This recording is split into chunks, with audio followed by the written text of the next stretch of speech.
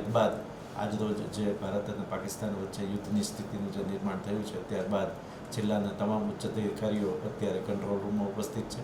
Control રૂમમાંથી સમગ્ર જિલ્લાની તમામ કામગીરીનું નિરીક્ષણ થઈ રહ્યું છે.